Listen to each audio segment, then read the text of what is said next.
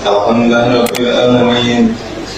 Ar-Rahmanir-Rahim, Maliki Yaumiddin. Ini banyak terjadi di masyarakat. Bagaimana jika imam tidak fasih bacaannya? Apa lanjut bermakmum? Apakah sholatnya sah? Mari kita bahas. Imam Nawawi menjelaskan dalam kitabnya Raudhah At-Talibin tentang sholatnya ini sah ataukah tidak. Pertama kita bagi dulu selain Al-Fatihah dan Al-Fatihah. Kenapa dipisah dua ini? Karena Al-Fatihah termasuk rukun sholat, sedangkan ayat Quran selain Fatihah bukan. Jadi kalau bacaannya tidak fasih di selain Al-Fatihah, hukum sholatnya adalah sah, baik imam ataupun makmumnya. Sedangkan kalau tidak fasihnya pada Al-Fatihah, ada dua kondisi. Bisa jadi salahnya itu mengubah makna, bisa juga tidak mengubah makna. Contoh yang ini misalnya bilang an'amtu alaihim, ini mengubah makna. Kalau yang tidak mengubah makna, alhamdulillah misalnya. Kata Imam Nawawi, kalau tidak mengubah makna, hukum sholatnya tetap sah, baik imam ataupun makmum. Sebenarnya pembahasan mazhab Syafi'i punya rincian yang lebih panjang tentang kasus dua ini, tapi tentu tidak kita bahas di sini. Nah, untuk kasus yang ini kalau mengubah makna,